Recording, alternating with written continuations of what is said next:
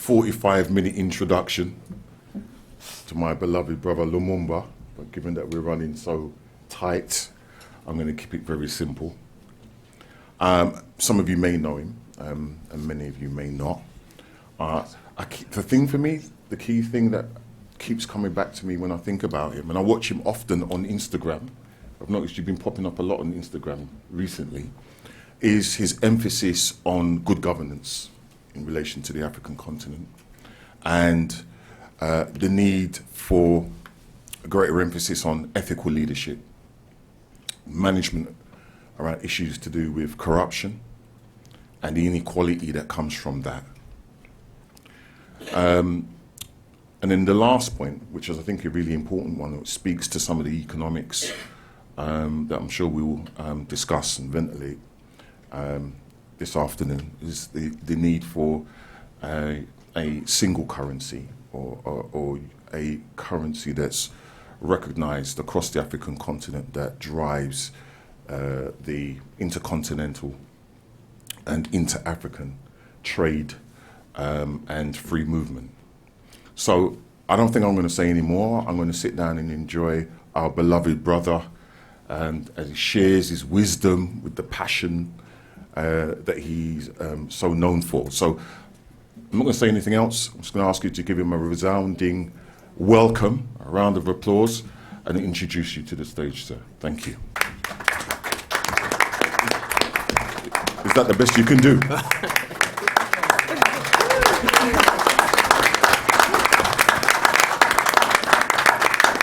So thank you very much. Let me start by saying how glad I am to have been invited to share my thoughts with you on this occasion. Let me recognize the work that has been done by the National Action Network, my very good friend, the Reverend Al Sharpton, and of course, Johnny Mack, who has been at the center of organization, and Rob, and all who have been the heavy lifters in the process of putting together what is fundamentally a historic event. Historic in the sense that Africans, wherever they are, within the mother continent and in the diaspora, are beginning to recognize that there is wisdom in coming together and giving meaning to the desires of our forerunners. Many of you will remember very fondly that what we are doing here today is not new. In the 1900s, there were Africans in the diaspora, such as Henry Williams of Trinidad and Tobago, who talked about Pan-African movement. In the United States of America, you will remember W.E.B. Du Bois, who talked about the Pan-African movements and the series of meetings that gave birth to the clamor to regain independence of the political kind. You will remember, those of you who are from Jamaica, the pioneering works of Marcus Garvey. Those of you who are from Guyana will remember the works of individuals such as Walter Rodney, so that the path that we are on today is a path that is well trodden. And it is important to talk about these things because, in my view, the present and the future must be understood in the context of history. If we do not talk about history and we do not understand history, then we cannot understand where we are now and where we are going.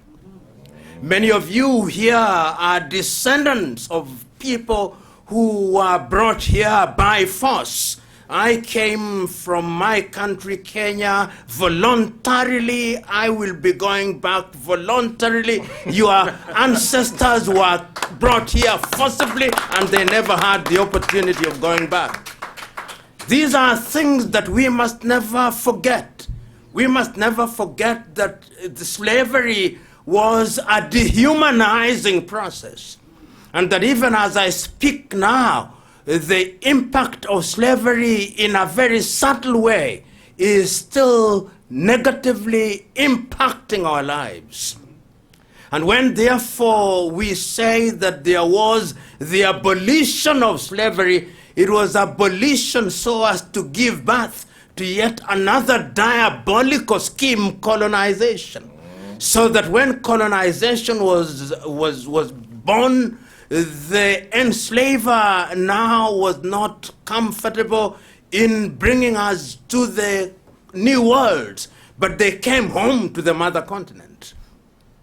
I read a great African, Deke Adebayo, when he writes a book that I commend to you, The Curse of Berlin. When the European powers, having recognized the need for using Africa as a hunting ground, they sat down in Berlin and parceled it out. And it's Samora Moises Machel who puts it very well when he says that he wonders when he hears Africans saying that there was a good colonizer and a bad colonizer. He says, it cannot possibly be. Whether he is stabbing you smiling or stabbing you growling, you are stabbed and dead at the very end of the process. And therefore the colonial process also still has a negative impact in our lives. And when colonization died, it gave birth to yet another more pernicious scheme, the neo-colonial project. Kwame Nkrumah, in his book on neo-colonialism, The Last Phase of Imperialism, says, and I agree with him, that the colonizer never changes his DNA. What he changes are the masks which he wears. And they have done so successfully, and I speak to you now, we are in the neo-colonial phase. And I so very vividly remember in the run-up to the struggle to regain political independence, and I can still remember vividly when I read and when I listen to Kwame Nkrumah on the 24th day of May, 1963, in a few weeks we'll be celebrating the 60th year of the foundation of the Organization of African Unity, now the African Union. Kwame sat, there were 32 heads of states and government on that day, and the most iconic speech of them all was Kwame Nkrumah's speech. He told his audience, before we leave here, let us leave here with one united country. Our diversity notwithstanding, let us leave here with one united foreign policy. Let us leave here having decided that we will have one currency, we will have one central bank. They listened to him not. And we ended up with a weak organization called the Organization of African Unity, whose history, as you know, has been the history of manipulation by the neo-colonizer. Africa is the poorer because we did not listen to Kwame Nkrumah at that time. With the consequence that as I speak and you only have to read the history of Africa, whether it was the British immediately that they had departed and said that we had independence because we had new national anthems, we had new flags and black faces as president, they created yet another organization called the Commonwealth of Independent Nations, where the queen or the king is the permanent titular head. The French were even more pernicious And you only have to listen to the words of Charles de Gaulle at that time and the manner in which they treated the African leaders who did not want to be manipulated. And in the former French colonies, only 3 of them who refused to be manipulated. In fact, only 2 of them, Modibo Keita of Mali and, of course, Ahmed Sékou Touré of Guinea, and one can say Ahmed Ben Bella of Algeria. And we know what they did. The Portuguese, you know, did not even want to grant independence, and there was war everywhere. In Guinea-Bissau with Amilcar Cabral, whom you must remember fondly. In Angola with Agostinho Neto, whom you must remember fondly. In Mozambique with Samora Moises Machel, whom you must remember fondly, and Eduardo Mondlane. The net effect is that the colonial project was a deadly project, and the process of decolonization. The Belgians, of course, you'll remember, were the one who were responsible for the assassination of Patrice Emery Lumumba in 1961. And recently, without apology, they returned the tooth of Patrice Emery Lumumba. That is the history against which we are gathered here today when we talk about Africa in the diaspora. Many of you who are African Americans will have watched the dramatization of the life of Kunta Kinte, and you will have seen how pernicious the entire process was. Many of you will be familiar with the writings of great Americans and great American thinkers, John Henry Clark. Many of you will be familiar with the very passionate speeches of individuals such as Martin Luther King Jr. and Ralph Abernathy and Jesse Jackson. You'll be familiar even with the more recent works of people like the Reverend Al Sharpton. You'll be familiar with the works of individuals such as Malcolm X. These were individuals who are articulating the African problems in a manner that continues to energize us wherever we are in the world. The question, therefore, is for how long shall we continue in this lamentation mode? And I'm suggesting to us that we have lamented for too long. We have complained for too long. We have moralized for too long. We have philosophized for too long. We have intellectualized for too long.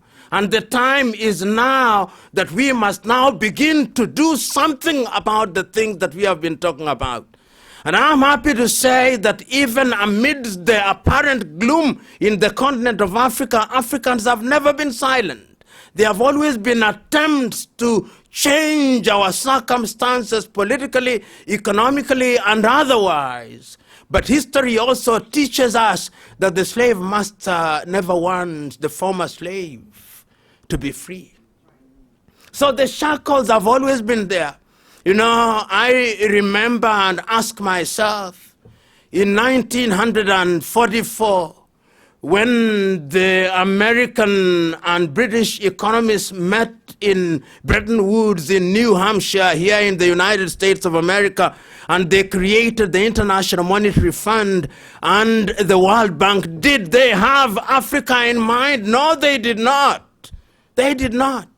When they sat in San Francisco in the United States of America to create the United Nations organization, did they have Africans in mind? No, they did not. When they sat in 1948 in Paris, France, to come up with the UN Convention on Human Rights, did they have Africans in mind? No, they did not. We are merely grafted after the event. And the grafting of Africans after the event is the tokenist. That is why in the United States, in the United Nations, they still retain the veto power so that all the 54 African countries can say what they want. And the United States of America comes with a single vote and neutralizes everything that the 44, 45, or 55 African countries have done. That is the state in which we find ourselves, and we find ourselves in that state because we have been disunited. We have been disunited so that you who are in the diaspora here, your attachment, many of you who are here, your attachment and affinity to the continent of Africa is romantic and sentimental without more. I'm now suggesting to you that the time has come that we must exercise the ghost of romanticism and sentimentalism and exercise the ghost of transaction and embrace the spirit of transformation. It is only when we do that that we'll begin to give reason and meaning to being Africans. I was listening to Malcolm X's speech that he made in 1966, and he was talking about the status of China, and he said that there used to be a saying here in the United States of America that you don't have the chance of a Chinaman. He then meant that China was weak. But today that China is strong, the Chinaman is respected wherever you travel. And even when you go to the airport, signage is now in Chinese. Power of unity. The Americans who are here, the African Americans who are here, did you know that the GDP of African Americans in the continent of the United States of America last year is 4.6 trillion United States dollars? Did you know that the GDP of the continent of Africa is only $3.1 trillion? It means that the GDP of African Americans is larger than the GDP of all African countries combined. Did you know that the GDP of all other Africans in the diaspora is over $1 trillion? Do you know that there are nearly 1.4 billion Africans in the continent and about 500 million outside of the continent, and that we are nearly 2 billion in the world? And yet we are so weak, so disunited that we are ignored. We are ignored, and the time is now for us to go to the next stage. And what is that next stage? I was telling you that we have never stopped trying. I remember in 1975, the colonialists never leaves.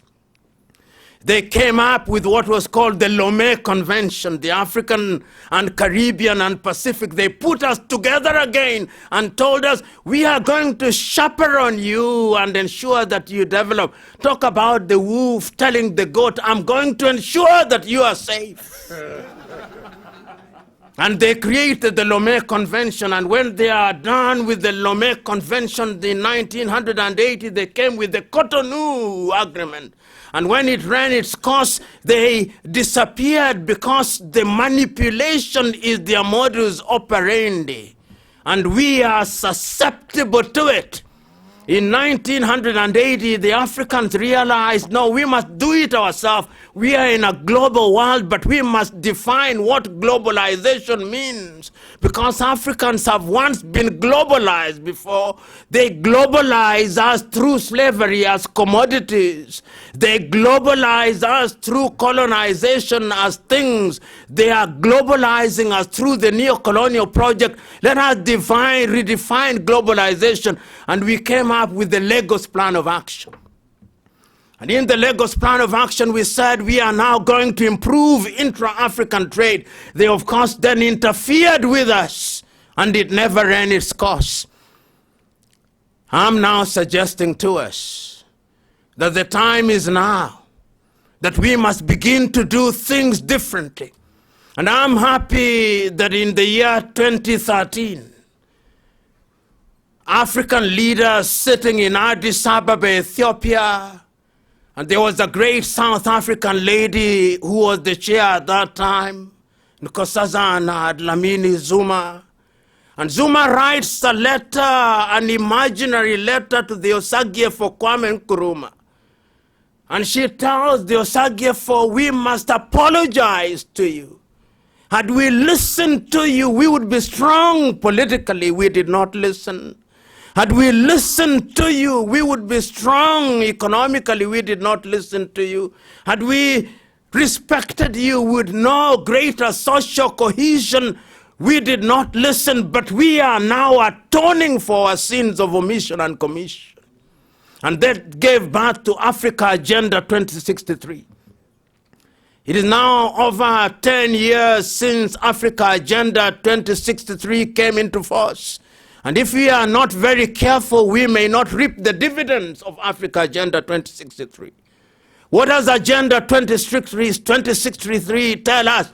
It tells us that for Africa to realize our potential and to be a great player in the international order of things, we must begin to embrace a number of things. We must feed ourselves. We must go into the territory of agriculture and stop depending on Monsanto and Syngenta and all these other seed manufacturing companies who are selling to us things that look like maize, that look like peas, that look like groundnuts, but we don't know what their DNA is. We must do that. We must feed ourselves. Because he or she who does not feed ourselves is at the mercy of the one who is producing food. Africa can and must feed ourselves. You know, when I see sometimes we import grain from the United States of America, I sometimes allow my mind to become fertile. And I imagine that the maize that is being given to us must have been made for cows. And that is harvest for the last several years. And that Africa is simply a dumping ground. The fertility of my mind notwithstanding, we can and must feed ourselves. So Africa Agenda 2063 is talking about our development in the realm of agriculture. And we cannot stop there. We must also go into the realm of industrialization. How is it that today, when I sit in Nairobi, Kenya, or Accra, Ghana, or Guinea-Conakry, or Ouagadougou in Burkina Faso, or in Antananarivo in Madagascar, and when I go to my table to have dinner, even toothpick is from China? How can it be? How can it be? And yet that is what is happening. Why can't we industrialize? Why can we not have things that we can make? How can it be that when we go out to shop, that the designers I'm talking about are Tommy Hilfiger, that when we go out to buy cologne is Yves Saint Laurent and Louis Vuitton, and yet the material that is used to make them is from the continent of Africa? How can it be? We must go back and rethink, and we will not stop at the level of industrialization. When we are using mobile telephone, there is not a single mobile telephone that is made in the continent of Africa. The only one that they assemble in the continent of Africa, in Kigali, Rwanda, is Mara, but we are only assembling. What makes the South Koreans so good that they can do Samsung, which we cannot do?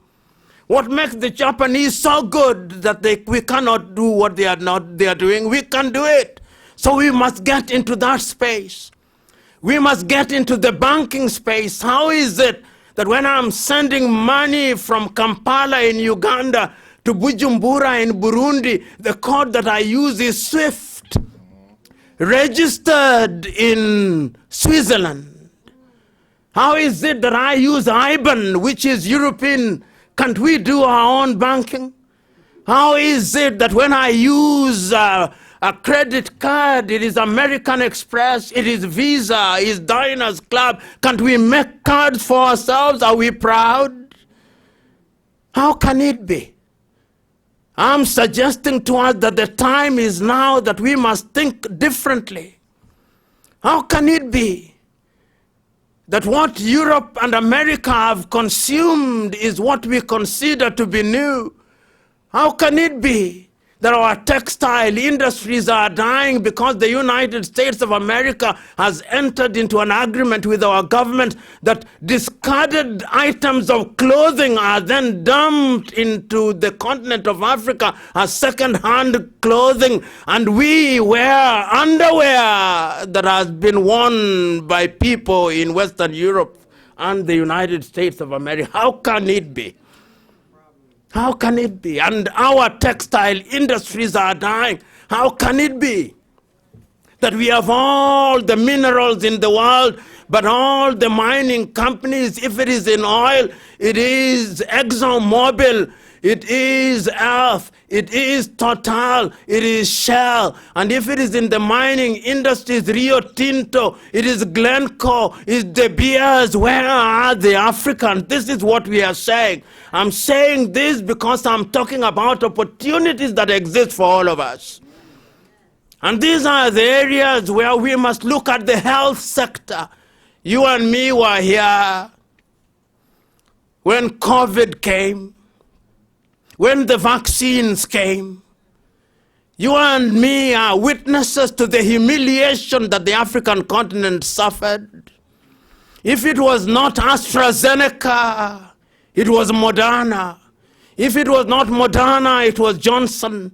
If it was not Johnson, it was Abdallah from Cuba or Sputnik from Russia. We consumed what we did not know, even in the health sector. If you look at the major pharmaceutical companies in the world, there is not even a single African pharmaceutical company in the top 10. In other words, the time is now that we must think differently. Under the Africa Agenda 2063, we now have the Africa Continental Free Trade Area, which is in force and is headquartered in Accra, Ghana. It can help us. And I don't fear saying this. The time is now that Africa must stop worshiping the almighty dollar. The time is now. We have been supplicants of the almighty dollar for too long. We have worshipped at the foot of the dollar for too long. The time is now that we must give meaning to our own currencies. And it's not going to be giving meaning to currencies which have no weight. It is not the time to talk about the cedi. It is not the time to talk about the metikais. It is not time to talk about the kwanza. It is not time to talk about the dalasi. It is not time to talk about the naira. It is time to talk about a single African currency which will have a backbone capable of resisting and championing the cause of Africans. And it can be done. You know, when I look at trade in Africa, and I look at what we trade in Northern America, the trade is anything between 70 and 80%. In Europe, anything between 70 and 80%. In Asia, between 60 and 70%. In Latin America, anything between 40 and 50%. Come to the mother continent, anything between 15 and 20%. We must change that. And if we want to change that, we must also break down the borders. It makes no sense to me that I need a visa to travel to Nigeria. It makes no sense to me that I need a visa to travel to Senegal and Cote d'Ivoire. It makes no sense to me. It makes no sense to me that when I arrive at Entebbe Airport, or when I arrive at Julius Kambarage Nyerere Airport in Tanzania, I am asked by the immigration officer, what have you come to do here? It cannot be right. It's time that we are capable of moving with one single passport. It is time that we are capable of having one telephone code, not 55 of them. It is not right. And it is us who are gathered here today that are capable of doing that. You know, I was listening to a speech delivered by Martin Luther King Jr. at Spelman College in Atlanta, Georgia in 1960. And Martin Luther King Jr. told his audience of high schoolers that you must have a blueprint for your life. I'm now suggesting to you that we of the African origin, whether in the mother continent or in the diaspora, we must have a blueprint for our lives. Because if we don't have it, then we are flying blind. I remember Martin Luther King Jr. telling his audience that if you can't be a tree, be a bush. That if you can't be the highway, be the trail. That if you can't be the sun, be the stars. And Martin Luther King Jr. does not stop there. He goes on to tell his audience, if you can't fly, run. If you can't run, walk. If you can't walk, crawl. But keep moving forward. But I now want to say that the time is now to give it a new sense of urgency. We have been bushes for too long. We must now be trees. We have been trails for too long. Let us be the highway. We have been little stars for too long. Let us be the sun. Or we have crawled for too long. Let us run. And I have no doubt in my mind that we can do it if we combine our efforts. So this meeting today will only have a meaning if we make a solemn vow that we are going to be bound by certain deliverables which are time-bound. I'm not going to be satisfied that we come here with resolutions which are sterile. I'm not going to be satisfied that this is yet just another jamboree at which we make ourselves happy. I believe we can give meaning to what we want to do. So this, ladies and gentlemen, let us today take a solemn vow. Let us take a solemn vow that you who are in the diaspora, whether you are in the United States of America, or Jamaica, or Guyana, or Trinidad and Tobago, or in Antigua and Barbuda, or in St. Kitts and Nevis, or in Canada, or in Australia, or in Papua New Guinea, or in Belize, or in Brazil, or in Colombia, or in Peru, or in Argentina. This is the time for us to put together our efforts. And that is how I understand the National Action Network, that we are engaged in an enterprise that is defined by action, that action is not firefighting, that action is one that is designed to make movement, and that movement is going to be revolutionary. And that movement is going to change the character of African Americans and those who are in the mother continent and elsewhere in the diaspora in a manner so dramatic that when historians want to ignore it, they will say, no, this cannot be ignored. And we who are here are merely the purveyors and harbingers of it all. So today, let us take a solemn vow. A solemn vow that we shall create linkages that will make us invest in agriculture in the continent of Africa. Let us make a solemn vow that we are going to identify areas of collaboration in the mining sector.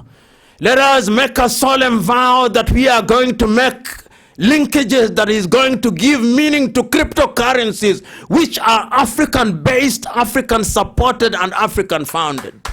Let us make a solemn vow that we are going to invest in education and that we are going to give meaning to the words of Carter G. Woodson, spoken and written about in 1933, that we are not going to be miseducated Negroes. We are going to re-educate ourselves so that we have the kind of education that is going to make us think and do things that are right. Let us make a solemn vow that we are going to make collaborations that will ensure that we invent and innovate. You know, this is the age of the fourth industrial revolution. Let us make a solemn vow that we are going to earn the dividends of the fourth industrial revolution. Let us make a solemn vow that we are going to engage in activities that are going to energize our young people in the continent of Africa and without, so that they do not have to die as they cross the Mediterranean Sea. Let us make a solemn vow that we are going to energize our women so that they cannot be dehumanized in the Arab world. We must make a solemn vow that we are going to do all these things. And I hope Johnny Mark, the Reverend Al Sharpton, the good sisters and brothers who have flown all the way from London, England, those of you who have come all the way from Guyana, all of you who have come all the way from Trinidad and Tobago, all of you who have come from Ghana, all of you who have come from Ambazonia and Cameroon, those of you who have come from Nigeria, those of you who have come from Mali, from Burkina Faso, from Mauritania, from Gambia, from Kenya, from Uganda, from Tanzania, from all over the continent of Africa, from South Africa, from Namibia, from Mozambique, from Angola, from Zambia, from Malawi, from all these countries, that all of you who are gathered here today will now have an affinity towards what we are discussing here today, so that we merely don't have a year of return, but we have a year of action. I believe it can be done. I believe we are the ones who can do it. And I want us to think intergenerationally, because intergenerationally makes us recognize that all things must not be done in our lifetime. Is it not our old men and women who once told us that he or she who plants the seed need not enjoy its shade? Your joy lies in planting the seed. The generation that succeeds you waters the seed. The generation that comes after waters it. And the generation that comes after them prunes it. And the next generation enjoys the seed. Is it not that life is a relay race? That there is one who starts the race, the other one anchors it, and the other one finishes it? Is it not the truth that indeed it is the black and white keys of the piano that produces a symphony? Is it not true that we can do it? Is it not the case that you who are here, if one were to be inclined to be spiritual about it, and if one's spirituality were inclined to be in the Bible, is this not your day of the Pentecost? Is it not the day that some kind of spirit which must be holy and African must come and descend upon your hearts and minds, so that when you come here, you must speak in tongues, and that those tongues must only be about agriculture, it must be about industrialization, it must be about education, it must be about connectivity? Is it not the day that when we come out of here, it is not National Action Network, but we create something that is called the Pan-African Action Network? Is it not the day that we can do that? I'm suggesting to you that that is what we must do. Is it also not wise that when that spirit descends upon us, it is wise that I, who is the speaker, must now stop? And if that is the case, I stop by reminding us that today is historic. It is historic because it is the day when we recognize that this is the day when we must unite. And I can still remember those words spoken by a man whom I admire. It was on the 6th day of the month of March in 1997 in Accra, Ghana, when that man, Mwalimu Julius Kambarage Nyerere of Tanzania, said, I'm here today to do two things, or to do three things, he said. One, I'm here to apologize to Kwame Nkrumah, to apologize to him because what we are now talking about, he foresaw several years ago the need for African unity, and he told us that if we are not united, we'll be manipulated, and if we are manipulated, we'll always be outmaneuvered and outdone at all times. Is it not on that day that Mwalimu Julius Kambarage Nyerere told his audience, the generation to which I belong had only one duty, to liberate the continent of Africa from the chains and manacles of the colonizers. Your generation now has a new duty. We received a jewel without the crowns. It is your duty to reclaim the crowns. It is not my generation that say, seek ye first the political kingdom and the rest shall be given to you. We sought and obtained the political kingdom. We are almost losing it. Is it not the time now to reclaim it and also claim the economic freedom? Oh, Africa. They have spoken. Ours it is to act. So when we live here, and live we will and we must, let it be said of us that we had ears and we heard. Let it be said of us that the wax in our ears has melted. Let it be said of us that the scales in our eyes have fallen. Let it be said that the ghost of low self-esteem that resides in our mind has been exorcised. Let it be said that there is a new beginning. Let it be said, like Kwame Nkrumah said, you are not an African because you are born in the continent of Africa. You are an African because Africa is born in you. And if Africa is born in you, it is still true that every tree shall be known by its fruits. A mango can shout all it wants that is an orange, but the fruits will betray the mango. So let us be what we claim to be. Ladies and gentlemen, let us take a solemn vow that it can be done, it must be done, and it is us who will do it. May God, wherever He is, do only one thing to us today: to change our minds and our hearts, that it may be well with us, and that when history is written about us, it may be said of us that we tried, and that we tried in earnest for Mother Africa. God bless you.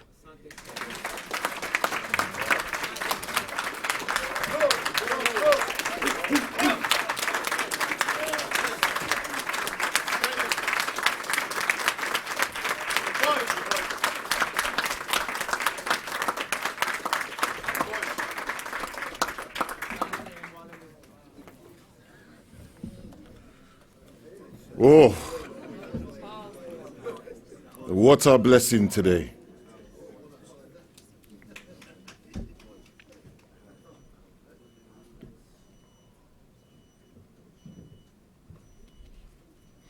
What a blessing. What a blessing. Can we give our brother another round of applause, please?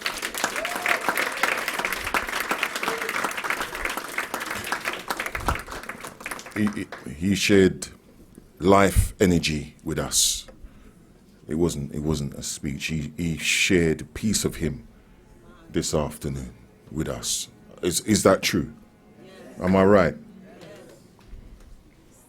And here's my notes. I ran out of space on the page. But there's one thing on the page that sticks out to me. And it's the need for all of us, every individual in this room, to make a vow. To honor our ancestors and those who are yet to come.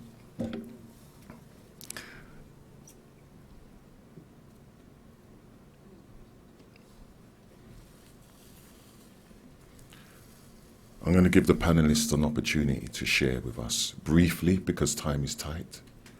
And there's frankly no way to follow our brother.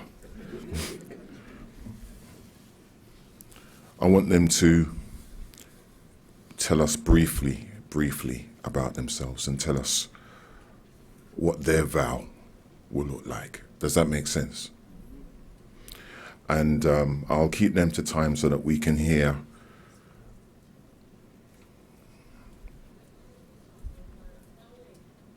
from a few of you in the audience, because I know the brother would want to hear. I'll get some response from you to his powerful presentation. So let me start with Dr. Babuska from the UK, my dear colleague. Please give her a round of applause. I'm going to ask you to remain seated. That way I don't have to rip you from the stage, from the podium. I'm not giving each panelist just 2 minutes, unfortunately, because time is tight. This is not an ego fest. You know, we have had the word today, and we're just going to acknowledge it, speak to our vow, take a few words from the audience, and then we will have an opportunity to take some time with ourselves and reflect. Okay. Thank you. Can everybody hear me? Is this working? Great. Thank you. I really didn't want to be the person to follow, so but someone has to do it, and you know, a woman's work. Greetings and solidarity from London, where recently I had to comment on the fact that a local elected councillor said that all white men should own slaves because black people are inferior. This is 2023. But this panel is about the economics. So I'm going to go back to slavery, because that's the economics. I paid in my taxes as a UK citizen until 2015, so that the government in the UK could pay off its debt that it incurred when it paid off the slave owners and gave them compensation for the release of my ancestors. I'm leading an organisation called the Black Equity Organisation, and our aim is to dismantle structural racism. And this is a long-term thing, we know that. So when we listen to our brother, we are planting those seeds. We are planting those seeds of unity, and that's one of the reasons that I'm here, because this is a global matter, especially when we speak about economics and globalization. The economic structures, as we know, were based on slavery. And so that means that our educational structures, our criminal justice structures, our medical structures, all of these structures have been based on the back of our labour.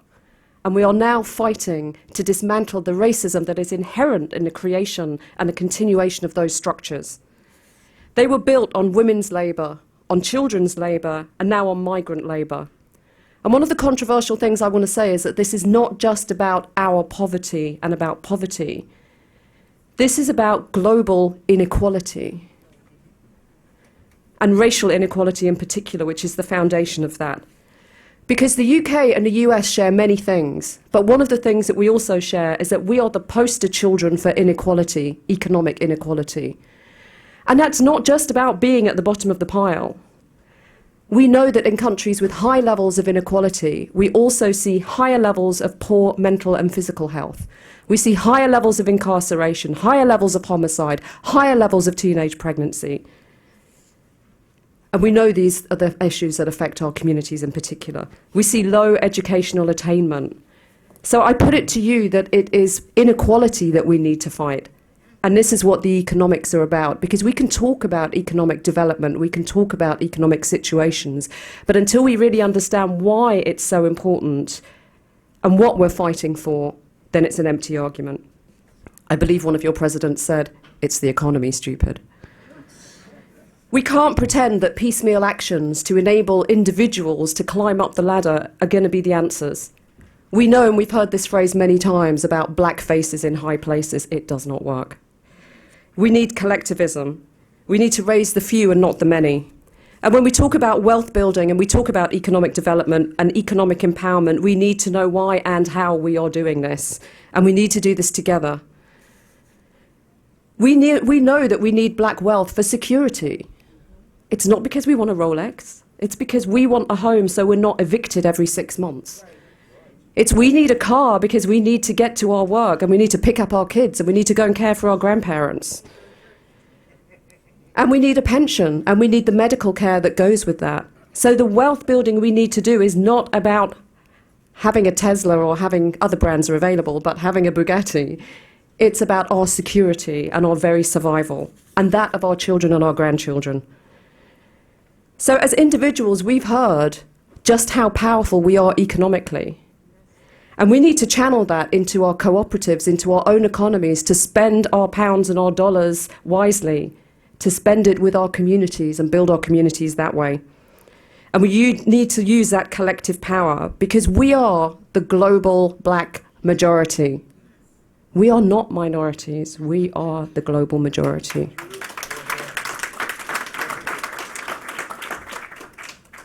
I'm a historian, and I was very inspired by what our brother said. And I will end on this because this is going to be one of the big issues that we follow, which is reparations. And I would urge all of you, when we talked about roots, and that was the awakening to say, we can find our roots, we can find our history, we can find our ancestors, and we know what happened, and we can honour them. And I urge all of you to do that research, to find your family, to give that gift of knowing who your ancestors are to yourselves for our healing, but also to our children and our next generations. And that way, we can honour our ancestors and we empower ourselves. Thank you.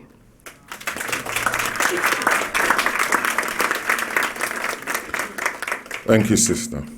I just want to reiterate for the next speakers the idea of this personal vow, a commitment that we make to moving things forward, because we hear powerful speeches all the time. With technology, you know, I can tune in to our brother and listen to this speech again on the way back to my hotel, but that doesn't necessarily mean I do something about it. And that's why the vow is so important from my perspective. And when Reverend talks about action, National Action Network, you know, it's really important that we understand what he's trying to say, which is that we can turn up to these conventions, we can have a great time, we can be inspired, and then go back to our lives of captivity.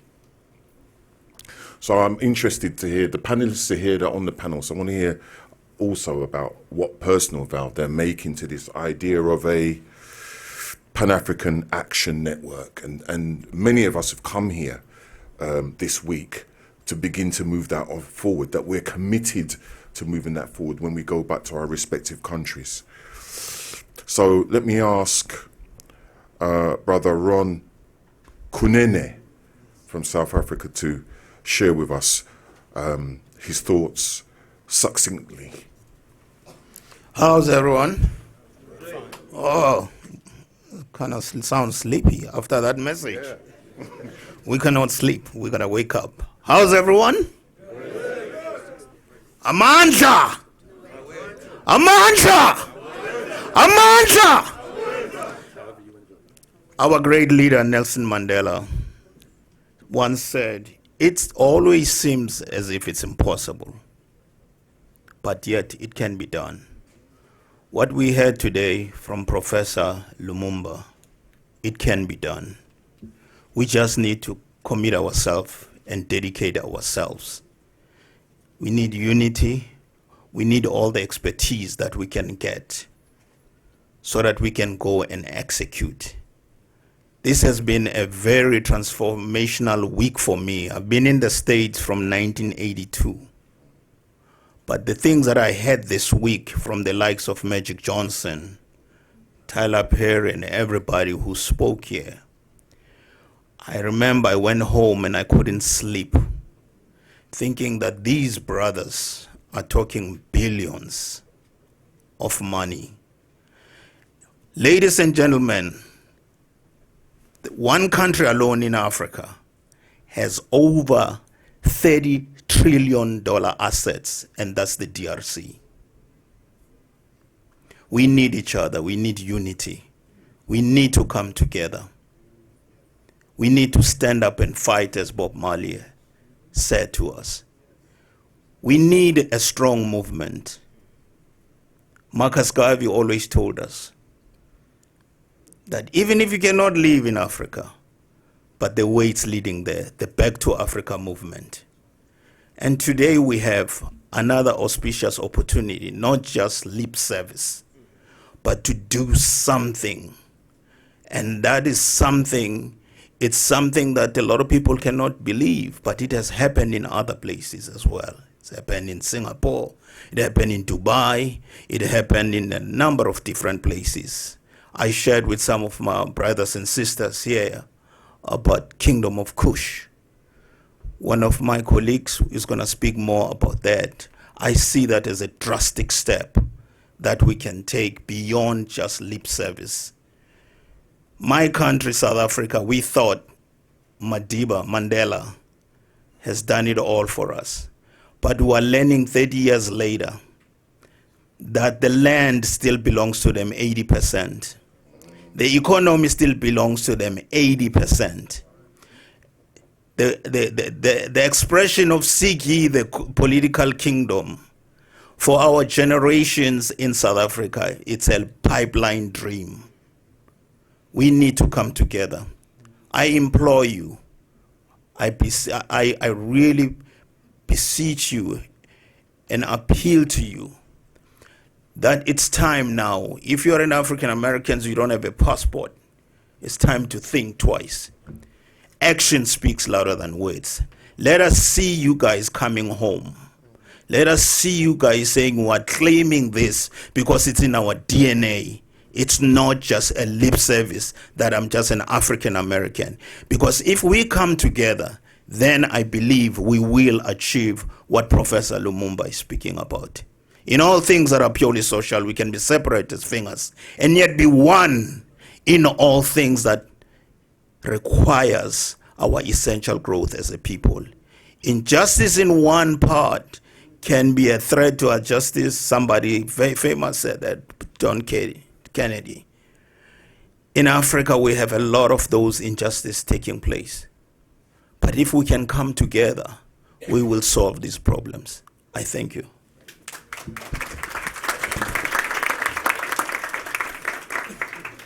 Panelists have been very well behaved. I'm impressed. As I said, I'm going to go through the panelists really quickly so that we can open it up to the audience. I'd like to ask our brother Alexander to pick up on the 4IR 21st century piece. Yep. Hi, good afternoon, everyone. Alvin Alexander, President and CEO of Orion Applied Science and Technology. We are based out of Northern Virginia. We're an aerospace company. I'm the founder and CEO as well.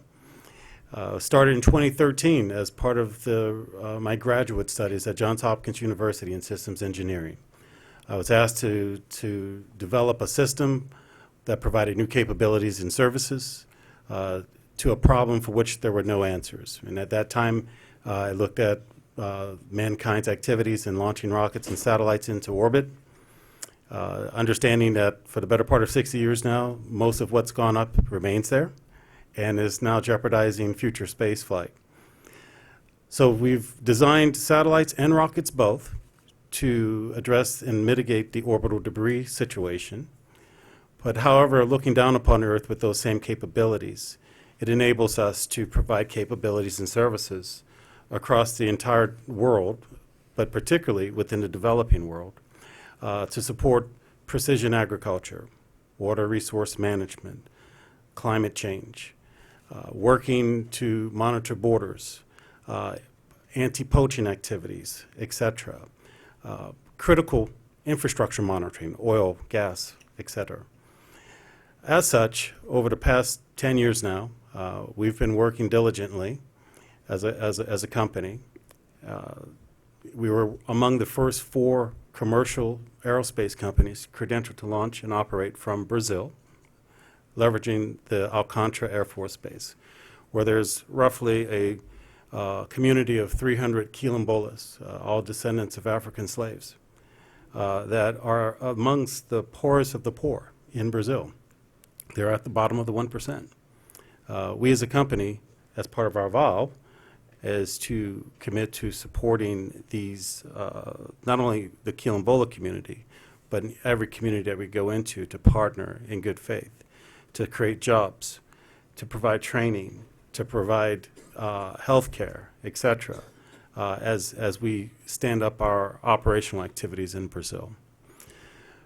Last summer, July of 22, we signed our first memorandum of understanding with the government of Ethiopia. And we are and that was through their Ministry of Innovation and Technology. With the help of my fellow panelists, Judge Peter, we have a tentative draft MOU on the table with the Kenyan Space Agency. I've traveled to Turkana County in Kenya and Garissa County in Kenya, places where they haven't had rainfall in over 4 years. Our satellites and capabilities are able to assist in monitoring drought conditions. Through partners in technology, we have access to water generation equipment that can generate over 6,000 liters of water per day per device, okay?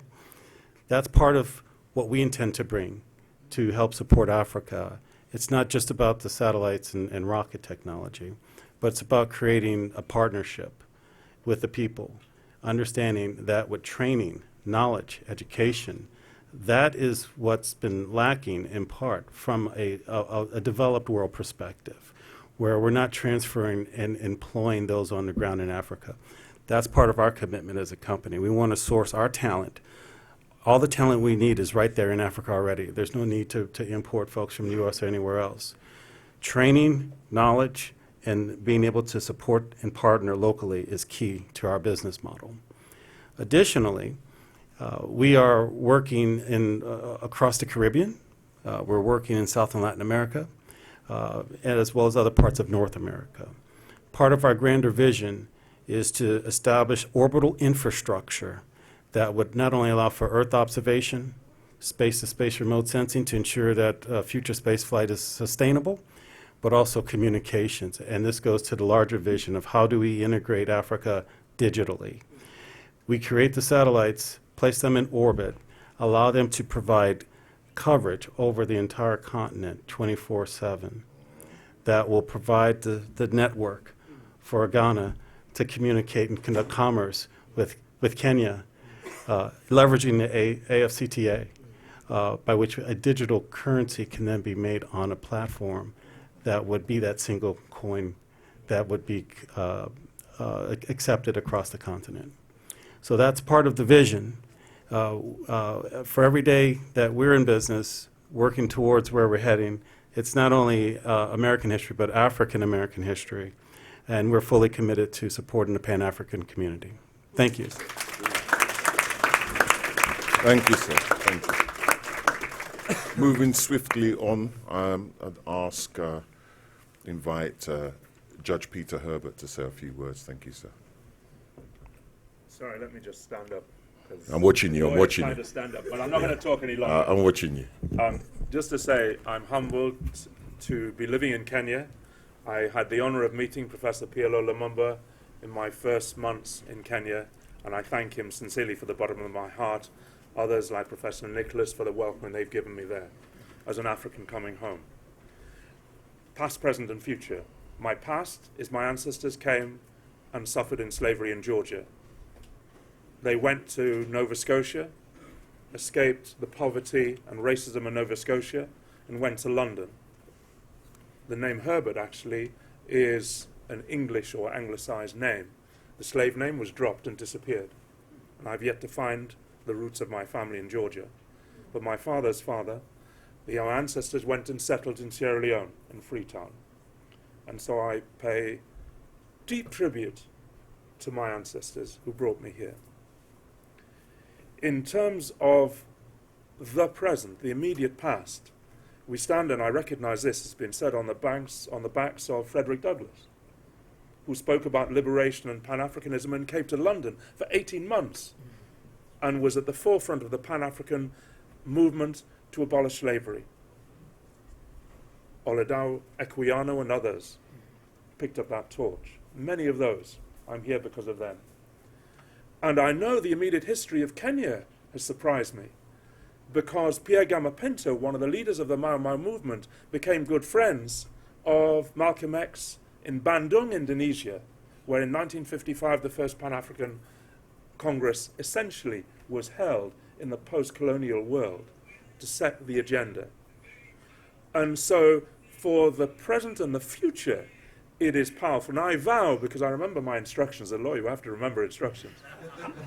my instructions is I vow to utilize a conference which is taking place in Nairobi, Kenya between the 4th and 7th of July, which is called the Year of Return, and has the President of Kenya due to speak, the Foreign Office of Kenya involved, and it has Pan-Africanists from all over the world coming for those few days on a recurrent theme to happen every 2 years. It's one of many institutions, and I vow to help use the name of our small NGO, Bandung Africa, to host the Pan-African National Action Network whenever you happen to drop or decide that that takes place, whether it's in Kenya or Lagos or Cape Town or wherever it happens to be, or in the Caribbean.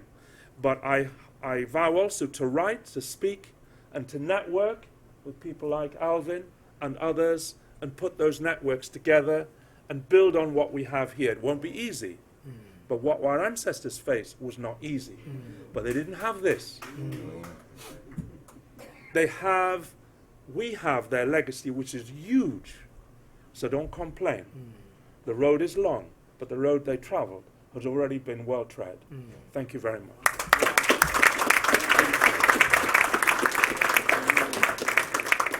Spoken with the eloquence of a judge.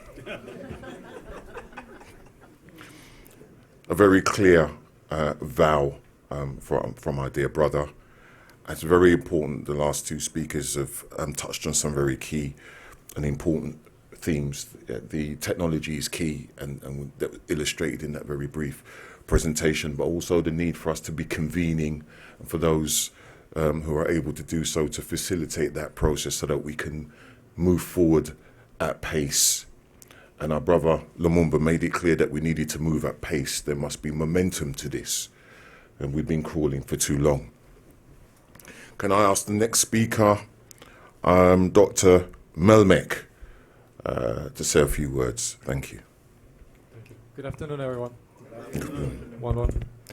So very quickly, since time is limited, quickly about myself. I'm also a recovering attorney, current president of National Bar Association, professor in largest business school in the United States, based here in New York City.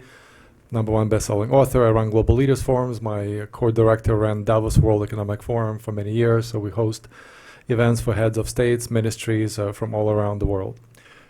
But that still doesn't explain what this white guy is doing on this panel, right? And actually, right before the panel, when I made a joke about it, somebody said, "You actually don't look white. You look like you're from Northern Africa." And in part, it's true, actually. Actually, it's completely true, because my ancestors do come from Northern Africa. Having said all this, last night there was a meeting of leaders in a different room, and the thinking is how this fight continues globally and how the Action Network expands globally. And people were kind of starting from scratch, brainstorming, and I was privileged to sit in the back and listen and observe it. And I have to tell you something. When I came to this country, I came as a refugee about 30 years ago, originally from Ukraine. No English, clean bathrooms with my mother as a first job, etc., etc. Some of you may be thinking, what does this guy know, his people know about suffering or anything else? You'll learn more about it in very shortly. But one thing I've learned after I finished college with a dictionary and everything else, and I got to Wall Street, my first week I learned something that changed my entire life, what and how I do, and therefore all the results that come about. And that's one phrase called best practices. And all it is, it's simply, look, no matter how smart you are or think you are, you never start from scratch. You see what others did, what worked, and then from there you apply yourself, say, what can I make better? So to be practical about and to pick up on Professor's brilliance, I'd like to say, when we talked about and we heard Professor Lumumba talking about, okay, it's time to change, to do something serious and different, what I'd like to suggest is just to pause for a moment and try to think, was there a situation where there was somebody who was diaspora in similar situation, just like in Africa, used to be kingdom, then people were enslaved, killed, used, abused, all around, spread all around the world, forced to change their names. Some of them, like my grandmother's 10 siblings, were buried alive just because of the way they were born. I said I came here as a refugee precisely because I was born a certain way. Okay? And my people, my tribe from around the world had these very meetings and talked about when can it stop? When will it stop? We have to do things differently. Time is now, time is now, time is now. But somehow time is never coming until something very drastic, and this is again what Professor Lumumba said today, something very different, very drastic has to take place. And something did happen to my people. By the way, my people, Jewish people from around the world, putting aside politics, we have a lot in common. This is one of the reasons why more than half of white people when they were marching in the 60s were Jews. I don't know if you know about it. There was a conversation about voting rights. 1965, the voting rights bill was drafted in Jewish Hall of Jewish organizations. First president, one of the first presidents, 1976 to 75, I believe, Mr. Kaplan of NAACP. Okay? No matter where you slice it. So, what changed for Jewish people around the world? That game changed. Anybody knows? Anybody knows? Come on. Holocaust happened, this happened, but what changed the game? Why? Beyond organized. They created their own state. You could agree, disagree, but this changed the game drastically. Why? Because every Jewish person around the world knows there is a state behind them, and the state knows there are Jews around the world behind them. And that's political, and that's, we talk about economics, right, Professor? This is economic support. This is political support. So if something happens, we talk about abuse.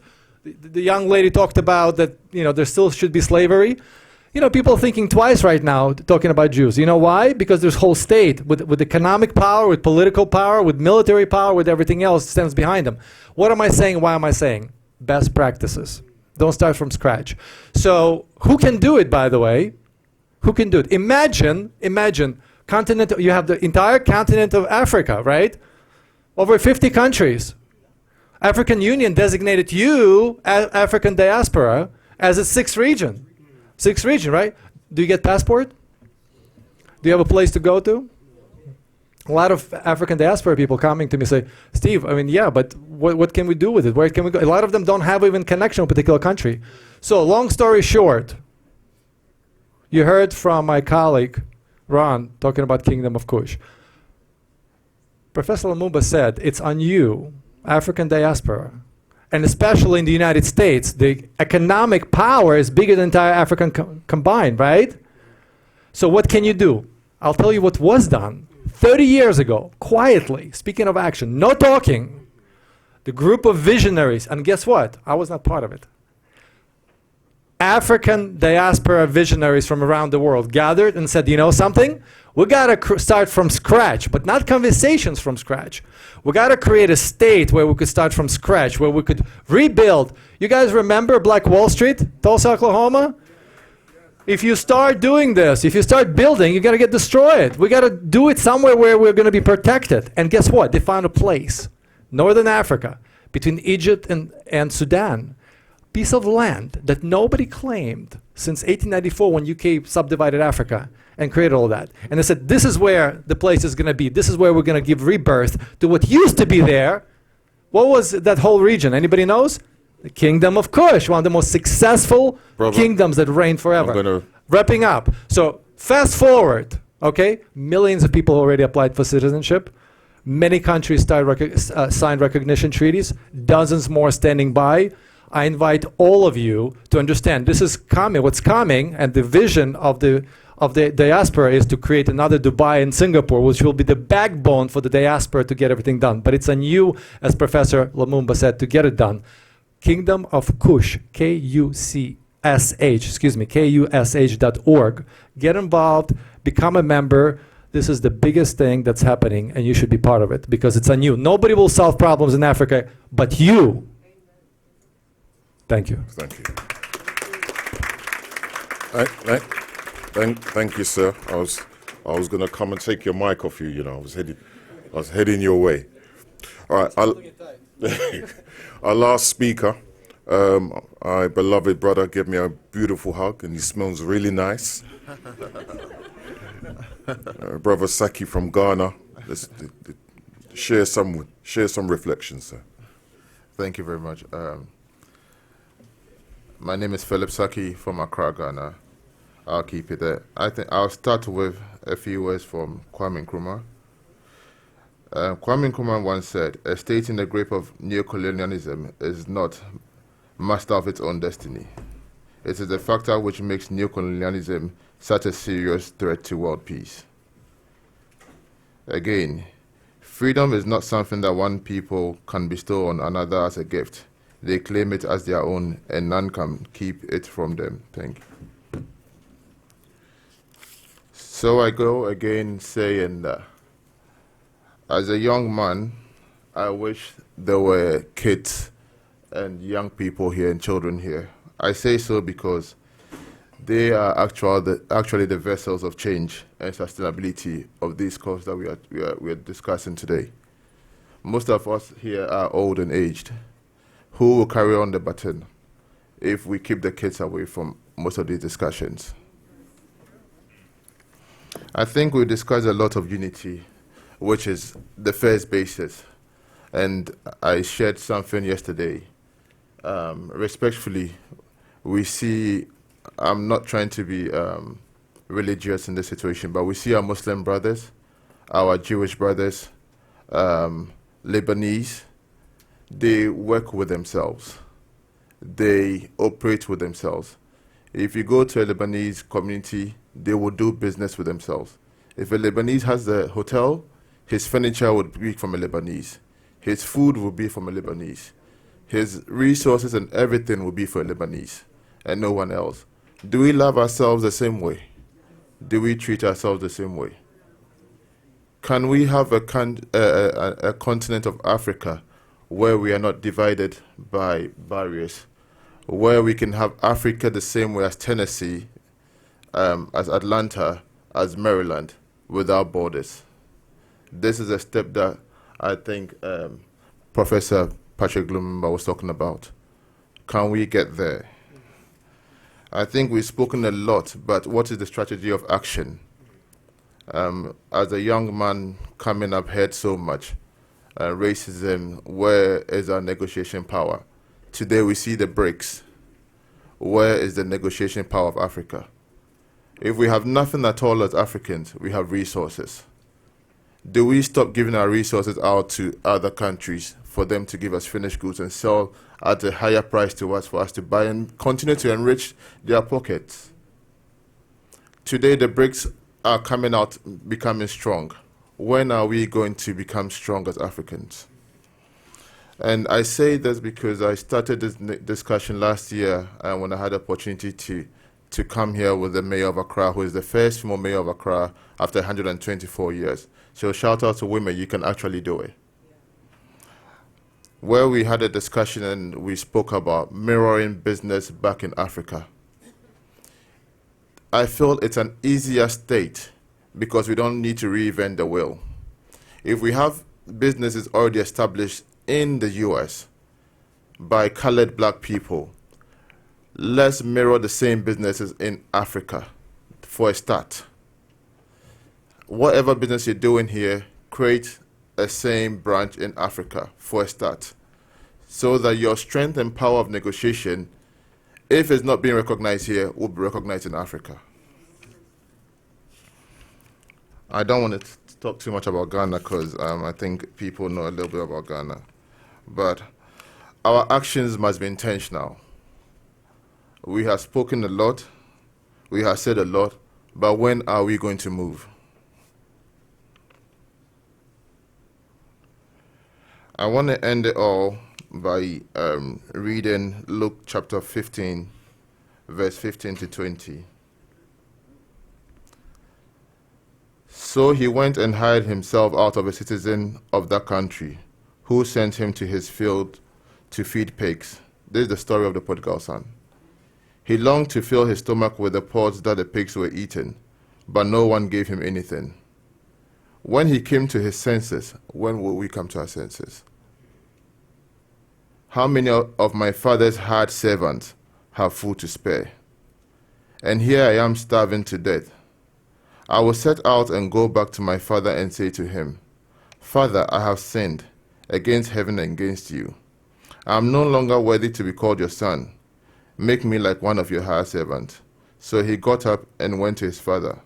But while he was still a long way off, his father saw him and was filled with compassion for him. He ran to his son, threw his arms around him, and kissed him. Africa is ready to throw its hands around you and kiss you. Come back home, please. Thank you. Beautiful, beautiful. Okay, so that gave me goose pimples. How is everybody? How are you? I'm just checking in. Is everybody okay? We're approaching the end. There's just a few key points. There will be a call to action once we've concluded. Is that okay? Is that okay? Yes. So we'll take a few comments, observations, reflections, possibly questions from the audience. So we're going to see the sister in the red at the back, please. I don't think we've got a roving mic. Oh, we have got a roving mic. We just need a rover.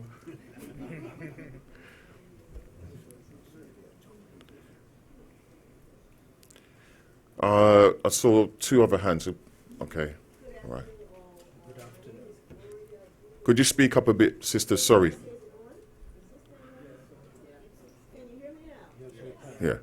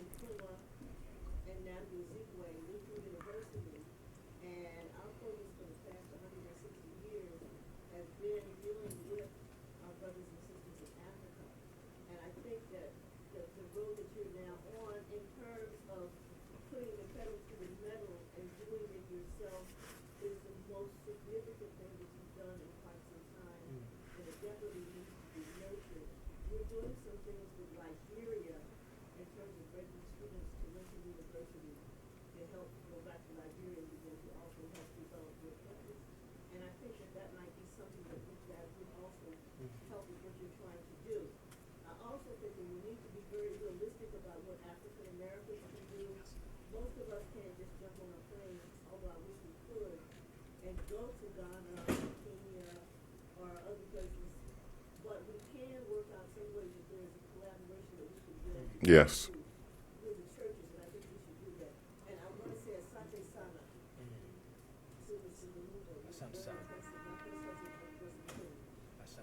This is a beautiful event, and I think that we also can do very, very significant things like training each other in terms of some of the things that we already do, as opposed to waiting for the big push. Start with what we have and move forward. So I think the panel is very good. I think what we're doing is very good. And as I said, I'm going to give Professor Lumumba my information, but I'll also be very happy to share it with everybody else, because Lumumba is also to partner with African brothers and sisters to make this happen. Thank you very much. Thank you. Thank you, sister. We've got a problem with the roving mics at the moment, so we'll do our best. Just quickly, Ross Drummer from Project Access to Africa, to the panel, and I guess it kind of correlates what's happening in America and the rest of the world. Professor Lumumba, could you maybe speak about, as we're in the 21st century, how can we integrate systems so that Africans in the continent, Africans in the diaspora, Africans in America begin to relearn each other's history from an early age? Because we're decompartmentalizing these educations in little countries, and this global perspective of the future requires all of us to know science, history, and culture. Can you just speak to that? Thank you, brother. Can you hear me? Yes. I think the beauty of it is that a lot is already beginning to happen. Sometimes because we work in silos, we think nothing is happening. But I know that deliberate efforts are being made to ensure that Africans in the diaspora begin to trace their roots. I always commend to Africans that if you have not read Cheikh Anta Diop, then you cannot understand pre-colonial Africa. Right now, I and others are in the process of establishing a Pan-African Institute at Eden University in Lusaka, Zambia. And what we want to do is to make it a depository and a repository of things that deal with the continent of Africa. We have already written to the African Union, which, as you know, is in comatose most of the time. Yes. But I believe that because it exists and it has footprints in different parts of Africa, what we need are men and women who, in a manner of speaking, are crusaders for these things. And what we can then do, and the beauty, as the good judge said, is that technology is now with us. I have just been showing him a letter that was written by Kwame Nkrumah in the month of April 1965 to Kamuzu Banda of Malawi.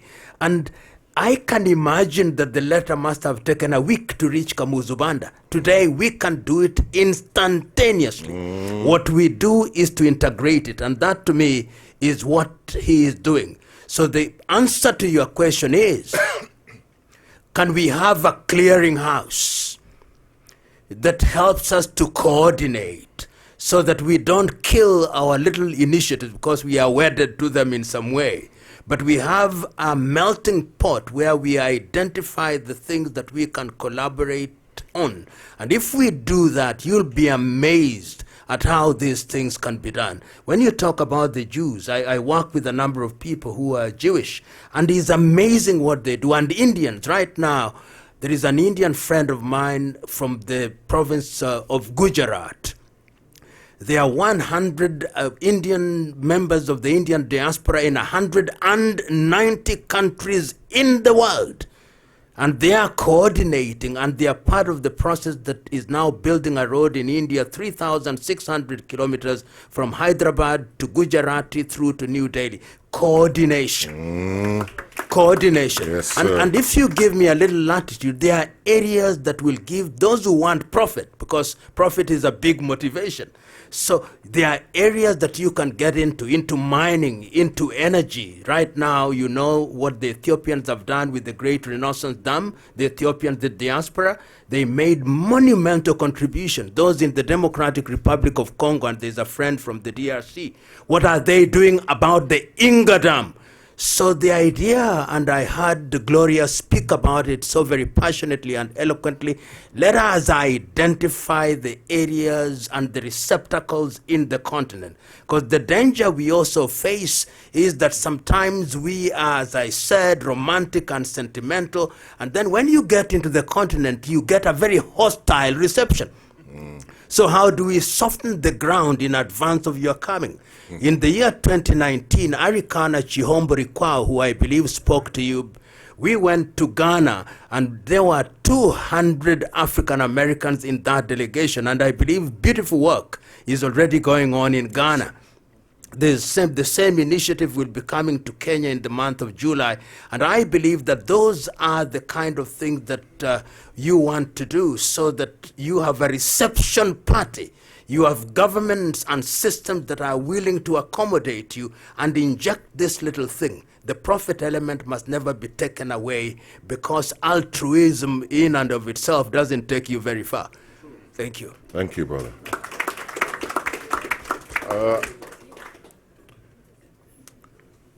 The two at the back, and then is there anyone over here?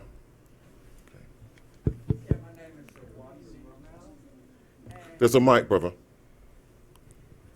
My name is Watson Brumell, and I'm from North Carolina, and I came up. This is my first trip. And the vision that you spoke of, we could have been brothers. The name of the game now is the money game. Black African Americans in the United States has been blessed. I mean, truly blessed. And if you really actually look at it, Black African Americans are the most freest black people in the world. Why? Because we have money. We have more millionaires and billionaires and educated, more political power, more, we have all these things in America, if you ask all the billionaires not to donate, not to give, but to come together and make a platform where we would have a place where just the poor people would be able to put their monies into. In other words, you snatch the money, people start to looking at you. You take all the money, everybody that say, oh, the Lord have blessed me.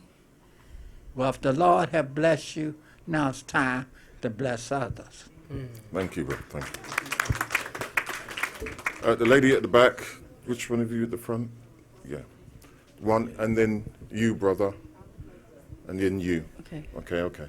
Hello, my name is Donna Tsufuda. I'm with the New York chapter of NAN. And I would like to say 3 areas I've been in action, and I invite others to consider those areas. But first, I just want to say my connection to Africa. In 1988, I backpacked around the world and spent 3 months in Africa. I was in Kenya, Tanzania, Rwanda, Uganda, and Somalia. And it has stayed with me ever since. And 3 areas that I've been in action with are with young people.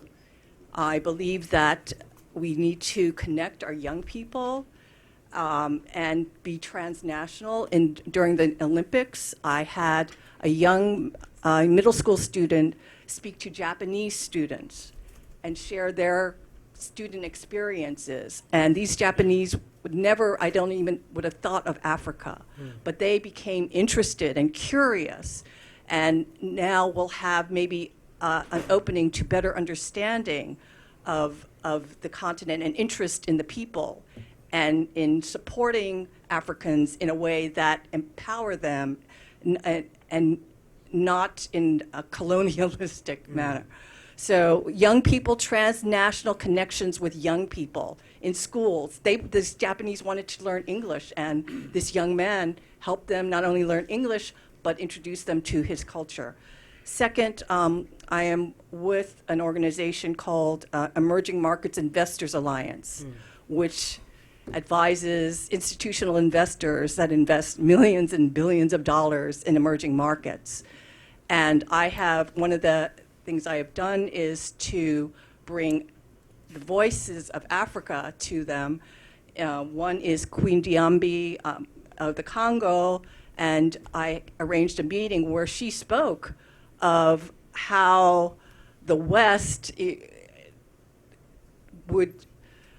should not have this superior attitude towards Africa, and that where our plastics, why are we creating a desire amongst Africans for things that ultimately can harm them if they're not thought through?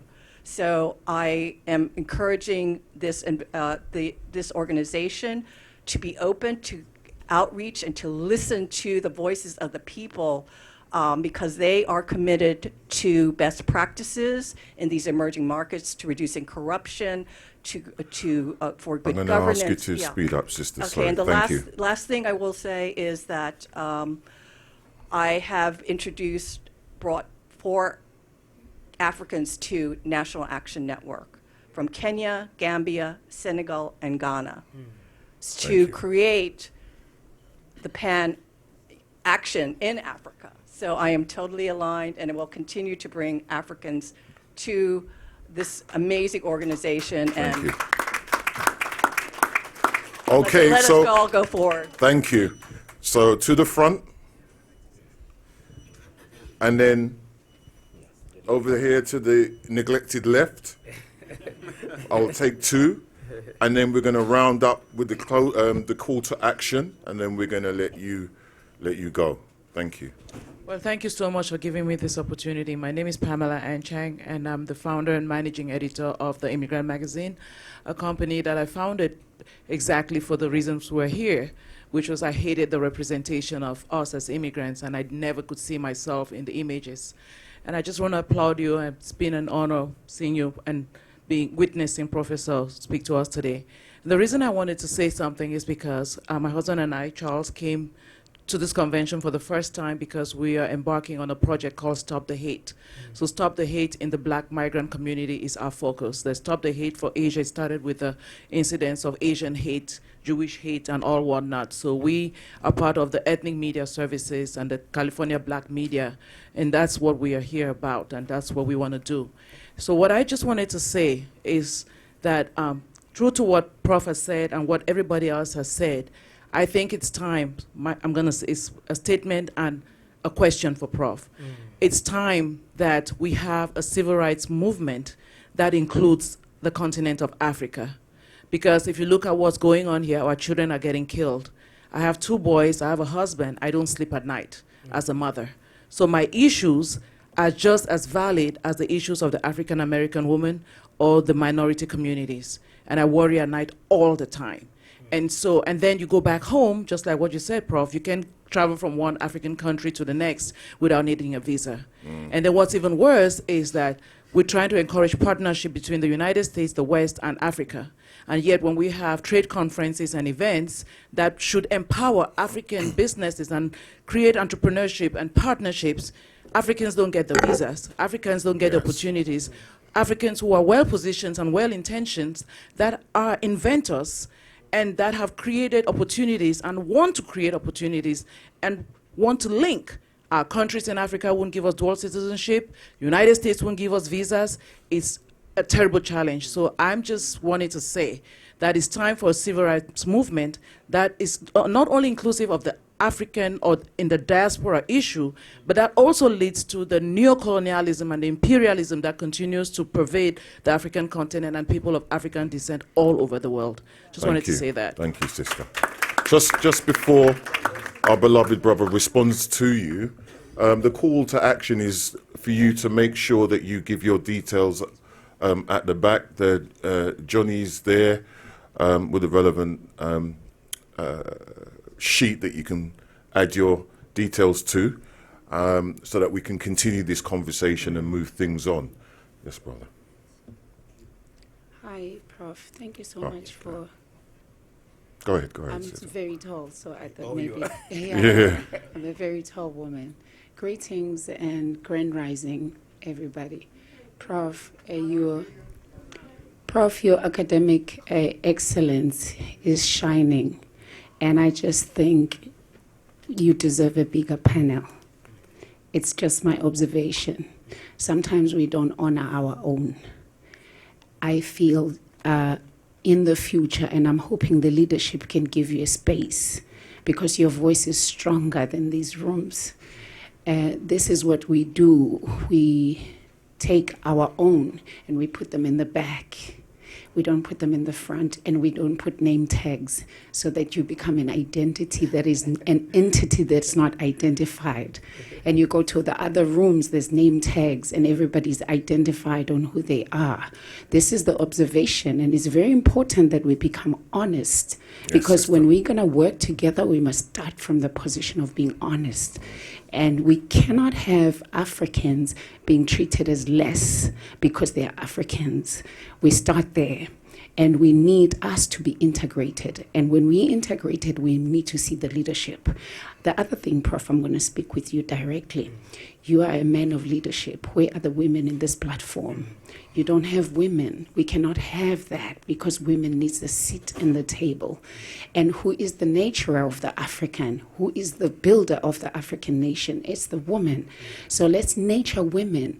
Now, in your speech, Prof, which is amazing, but let's make a vow to empower women. How are we empowering women in the African continent?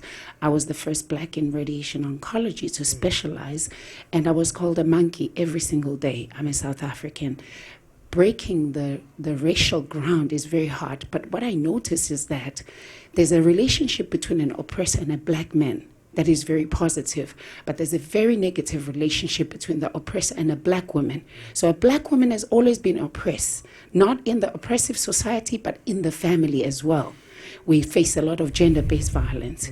I was forced in marriage at the age of 17 in South Africa. My parents believed that a woman's place is in the marriage instead of in the medical school, where I could train and come back and bring a resolution in the community. The other thing that is important is the issue of health. We are dying. Black people are dying.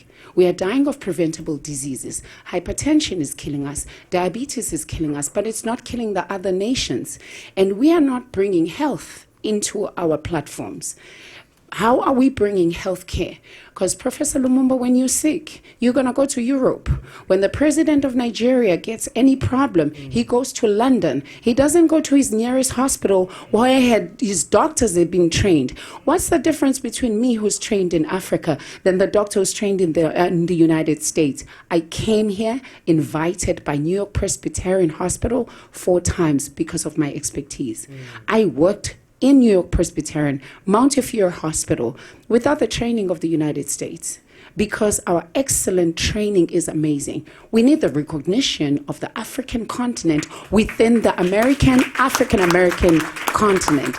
But if we don't respect each other as black and lifting each other up, who's going to lift each other? Who's going to lift us?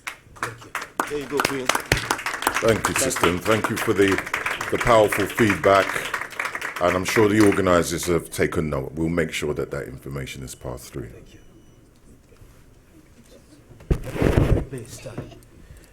Let me answer your question, particularly, of course, I believe that my paper will be circulated, which speaks to many of these things in some reasonable detail. The African Union and Africans have always been conscious about the things you are talking about. If you read the Maputo Declaration of 2004, it talks about the significance of women in the development agenda of Africa. The problem is implementation. And I remember speaking at one time in Addis Ababa, Ethiopia, and I said, let us stop making any more declarations. Let us just implement the declaration that we have been making over the years. And there is a lot of work that ought to go into the arena of empowering women. I think it is Nelson Mandela who said it so quite passionately and eloquently. You cannot relegate 52% of your population to the periphery and think you are going anywhere. It's like going into a boxing match with one hand tied at your back. So the position and place of women is significant. And I'm very happy that across the continent, I personally work very closely with Dr. Arikana Chihombori Kwao in many of the things that she is doing across the continent, and many women are now getting into that space. I would want one of your solemn vows is that you are going to be the arrow's head in the medical field. You'll also know in the health that you are talking about, in the year 2001, African governments made a declaration in Abuja, Nigeria, the Abuja Declaration on Health, and undertook that African government will spend at least 15% in the health sector. Only 2 countries nearly succeeded in spending that amount since 2002, Tanzania and Mauritius. And we must do something about it. So I can't agree with you more that the time is now for us to implement the things that we are talking about. As I'm talking to you, you know the year 2022 was a year for the silencing of the guns in Africa. Because we knew that when we silence the guns, that is when you can engage in agriculture, you can go into the health sector. As I'm speaking to you, there is war in Khartoum in Sudan, as I am speaking now. Which means you are going to have displacement, which means that there's going to be shortage of food, agriculture, and other things is going to suffer. So there is no doubt in my mind that we must move into a totally different space going forward. And of course, the intervention you've made is we must have a pan-African initiative in terms of social justice. I belong to about 50 pan-African groups in WhatsApp. 50 of them. And I was telling them, really, I know all of us are animated differently, and therefore we are operating in silos. And in each one of these groups, they think they are God's gift to Africa. I told them, no, what you are saying is being said in another forum. So what we ought to do is to find a way of bringing us together. We can retain our platforms, but let us identify the foundational issues. And I want to conclude, there are things that I admire from other civilizations which we ought to emulate. Last week, I was at a friend's residence, and one of my friends brought in a young Chinese. I asked him, "How old are you?" He said, "I'm 30, but I've been in Kenya for the last 7 years," which means he must have come to Kenya at age 23. Then I told him, "Where else have you been in Africa?" He said, "I was in Kaduna in Nigeria for 3 years." So the man must have come to Africa at age 17. But if you ask a young African from Uganda or from Sierra Leone or Liberia to go to Kaduna, he'll say that is a dangerous area to go to. But the Chinese is there. And the Chinese are everywhere in Africa. Wherever I travel now, there'll always be at least 3 Chinese, young ones between age 20 and 30. Discipline, organization. If we want to achieve, we must be disciplined. We must be organized. At one time, Ronald Reagan said, "America does what is in her best interest." Do I begrudge him? No. Everybody must do what is in their best interest. What are we doing in our best interest? So, Pan-African civil rights movement, yes, and I am involved in a number of these initiatives. We are saying we have, beyond talking, and you said something that is very important. Part of the African problem that I have seen, our strategic and tactical organization, which ought to be subterranean, are the things that we shout about from the rooftops. And effectively, therefore, they are torpedoed at the point of inception. There are certain things that we must do very quietly in a subterranean way, and then people only see the results. So I would want, as part of the conclusion and resolutions of this engagement, if we say that we are going to have a Pan-African action network, are we going to have representation in the Caribbean? Are we going to have representation in London, England, in Australia, in Canada, in West Africa? There are 8 regions in Africa. And some of us are now present somehow in almost all countries in the continent of Africa. If we have a good idea, then people will fund it. I was talking to one of the actors in Nollywood in Nigeria, and I said, Nollywood produces the largest number of movies anywhere in the world. Anywhere. Since we started, Nollywood have produced about 10 movies out of this kind of, they are not like Hollywood. And I was telling, around Nollywood, how can we grow that industry? Because Nollywood contributes anything between 2 and 3% to the Nigerian GDP now, and employs hundreds of thousands of Nigerians. What are we doing about Nollywood? And I'm suggesting, I was telling them, suppose you people in Nollywood, each one of you decided to establish something equivalent to Oscar. Forget Oscars, for Africans. We would create a prize for African thespians. We would forget about Nobel Prize. The only prize that Africans ever win about Nobel is peace. Not in economics, not in science, peace only. And if you are lucky, they give you one of literature.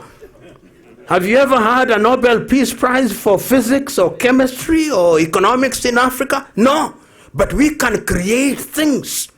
And that, in my view, is civil rights expanded. Civil rights must also be expanded so that it's meaning when Martin Luther King Jr. and his comrade Ralph Abernathy and Rosa Parks and others were talking about the civil rights movement in 1960s, that was a different environment. Things are a little bit more nuanced. And civil rights must now be understood differently. And just as I said, as long as the continent of Africa is not respected, her sons and daughters outside will never be respected. That is the reality. The day Africa begins to be a player, and I conclude with this, there is nothing that annoys me like what annoyed me last year from the 12th to the 15th day of December 2022, when 54 African heads of state are summoned to Washington, D.C., all of them. And then you see each one of them fighting for a photo op with Joe Biden. Do you think he respects them? No.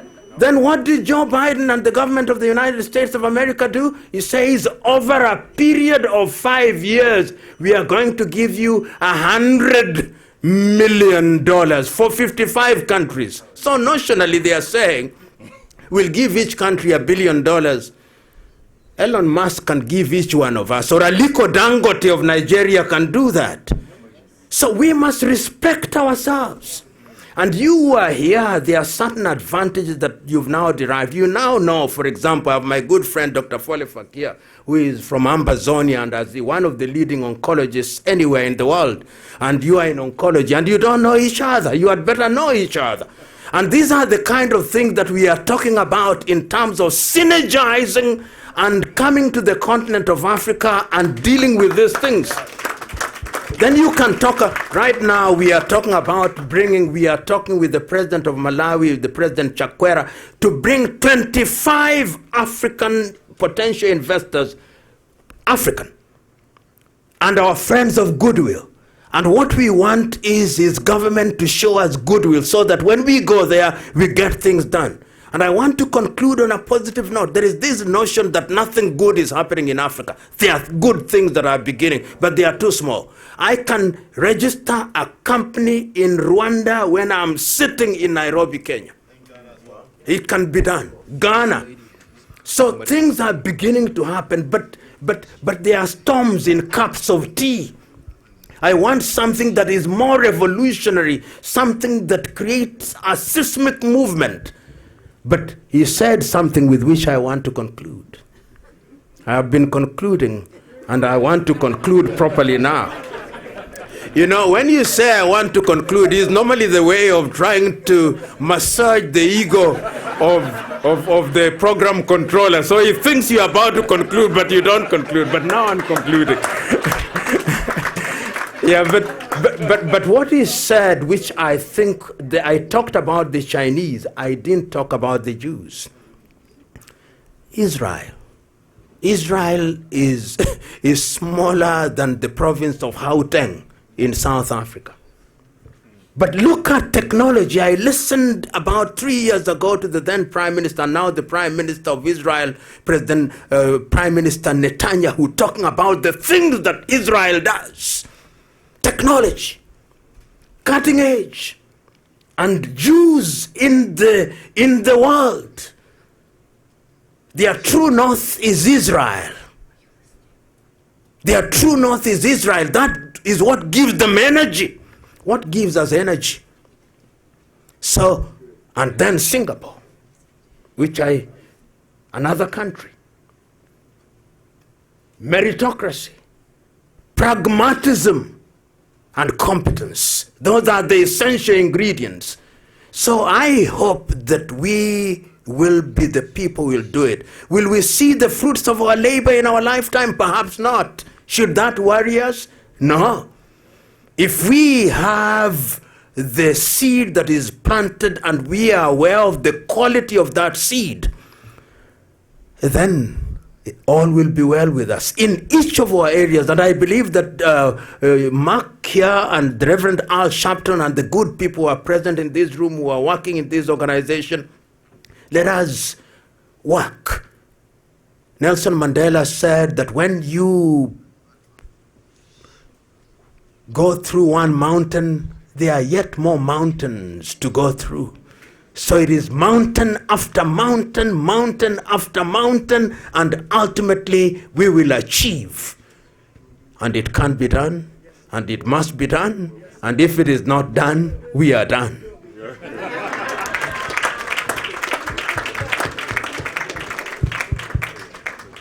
Two closing remarks from the floor, which I think is appropriate. Sir.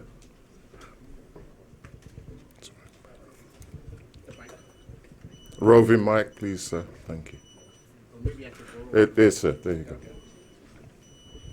All right. And as we Yeah, just Thank you very much. Again, Prof, always amazed to listen to you talk, and to the panelists, as Prof said.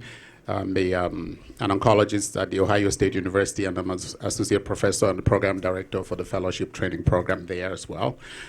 And I happen to be the patron of the PLO Lumumba Foundation here in the United States. So when I heard you people talk, one of the things that really I think we really need to focus on is the social contract of Africa. And I just want to say, in Europe, for instance, if there is a problem, in one country, it's a problem of the entire country. Because the finger, if the finger is not healthy, the head would know. The issue with Africa is that even as they talk about all these wars in Africa, there is the other parts of Africa just function as if there was nothing. The neighbors function as if there was no problem at all. And that's what has actually led to this divide and rule. And it led us to, it leads us to spend all our energy, what we don't have, because the social contract is such that people really cannot even actually bring out their best. Your knowledge becomes a burden to you. Your morality becomes a burden to you, rather than becoming an asset, to the continent. So I'm also appealing, we sit here and talk, some of us have tried, you invest everything that you want to invest in the continent, that money is sucked out of Africa the other way. $150 billion leave Africa, that we know. If you add what the CFA franc takes out of Africa, we're talking probably close to $750 billion. So how are we going to grow if the social contract is not right? So please, as we talk about this, think through this. One movie stands out to me. I'm not a movie person. My daughters will tell you that daddy is always reading or daddy is always talking about some stuff. But the issue, Black Panther stands out to me. Just so you imagine, this could be an idea. But if we were able to, if Wakanda became a reality, and titanium became a reality, then the black person who walked in this street is no longer seen as some tertium quid, to borrow from W.E. Du Bois, between an ape and a human being who happens to be white. Then they will be seen as people who can create, who can think. So I just say, please think through, don't leave out, even as though we are talking economy. The economy is not going to work until the social contract works. And I would be talking to my brothers in tech, because I have some awesome ideas about what we can do to transfer some of our medical knowledge back to the continent. Prof knows it. I spend most of my time either consulting across the continent. I am from Ambazonia. I know many of you don't know it. There is nobody in that country with my expertise in my field, but I cannot go there, because if I go there, I will be deported back to America. That is if I come back wearing my hat. Yes. So I will leave it, and that's the faith of Africans. And so I would just say, but we can change all of that. We just need to think. Thank you very much, and I just wanted to make that remark. It's possible.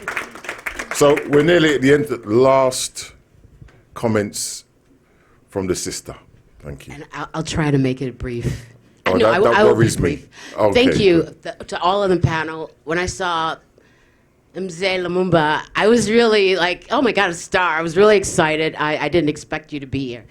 I've spent a lot of time, many, many years, going into many African countries.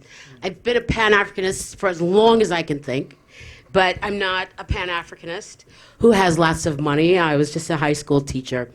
And I was always looking, where is there a Pan-Africanist organization that would connect those of us in the diaspora in a concerted effort that's working toward the development and the attainment of, let's say, Agenda 2063, In addition to that, I think that's such an organization. I know that it would take the creativity of us, those of us who are here, Black Americans, and combine it with the talent of the African youth that are looking for opportunities and to create things for the future. And such an organization, I'm sure it would provide a soft landing and acclimate newcomers into Africa. I have spent time stuck in South Africa during COVID. I've been to Ghana 6 times. I've been to Tanzania 12 times. I mean, so I've spent a lot of time, and I see the things that happen, and I get very frustrated. You have to be a big-time person to even get your voice heard. I'm so happy to be in the audience with these distinguished people, and you could take the mic back. But I am looking for an organization that can actually do that, that can make such a thing possible. Thank you, sister. Thank you. And it's a poignant note to end on. And we've been talking about a Pan-African Action Network. That's the moniker that it's been afforded by our dear brother. And what we're asking you to do, no more talking. We're just asking you to put your details at the table at the front as you leave, and let's continue the journey. Let's continue the organisation and action as we move forward. And when we come here again in a year's time, we know we will have made much progress. Thank you for your time, and travel safely. Thank you. Did you get my card? All of you together for a picture? Has she given you my card? Bring me my